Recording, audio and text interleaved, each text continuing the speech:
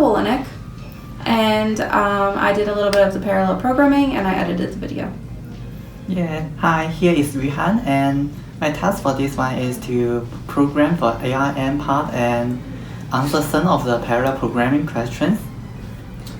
Hi, my name is Aldrich Tambajong, and my job was to do the report, and I assisted Yuhan with ARM assembly. Hi, my name is Walter Say, and I helped with the parallel programming portion of the assignment.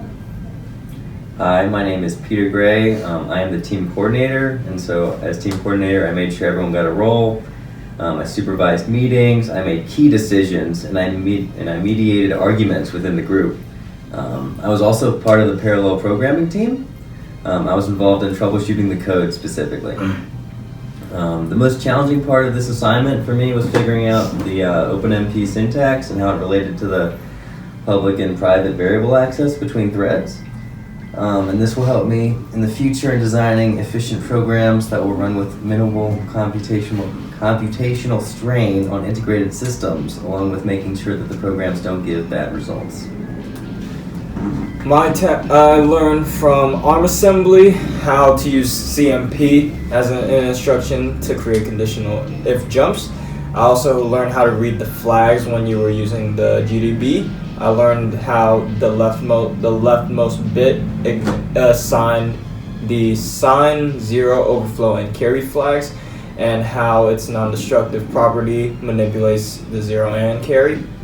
And I also learned how reduction allows for system to avoid race conditions by creating private copies for each thread to use, and therefore controls memory accessibility.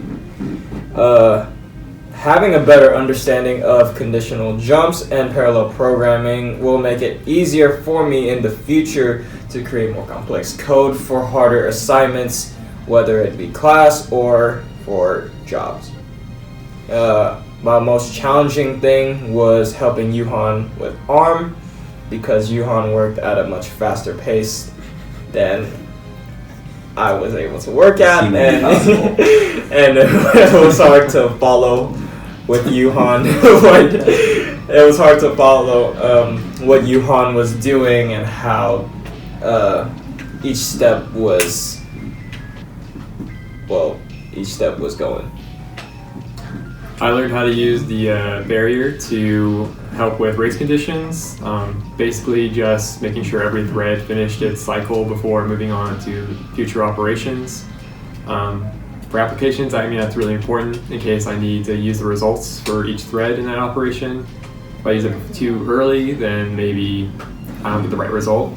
So, and the most challenging part was actually understanding how that actually worked initially, because the output looked the same to me, but Yuhan explained that basically the first portion of the output was all threads going into one cycle, and then right after finishing it after the barrier. Yeah, as I told them, my task for this one is to ARM code. So of course I learned something about ARM. It's about a jump, or we can say that it's a branch. It's very similar to that in x86, but sometimes it's different because we need to change every letter J to B. Another thing is about the parallel programming.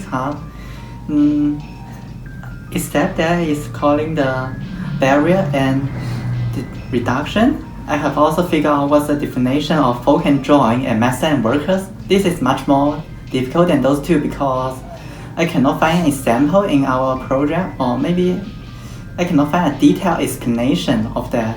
So I searched Google, I searched for many Java codes for them, and finally I realized that the difference between them is a thing called work stealing.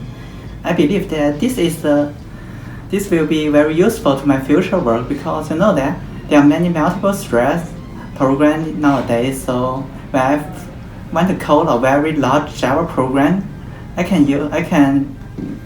it's not used, it's reference to the coding of folk and drawing.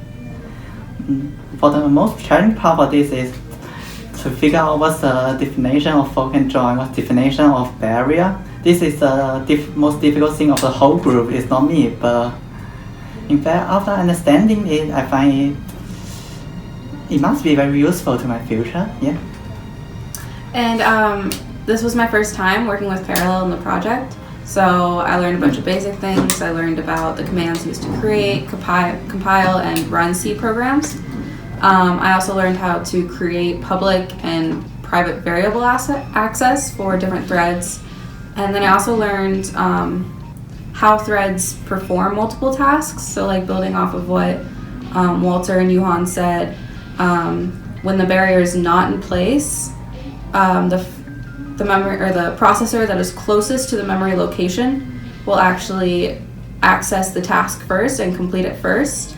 And then because there's no barrier, it'll move on to the second task and complete that before the others complete it. But when there is a barrier in place, the processor that is closer to that task in memory will still complete it first, but then it will wait for the others to complete it. And then once the second task is started with all the processors, the one that is closer to that task in memory will complete first. So it might all be different completion times. I can use this knowledge when I'm creating C and parallel programs in my future, or when I need to create faster and more efficient programs. I also now have a better understanding of what goes on in the deeper level of memory and how processors access memory, which will help me be a better software engineer because I'll know more about what's going on behind my code. The best and most notable part of this assignment was just being able to learn more about programming in C and the differences between this language and the languages I'm used to.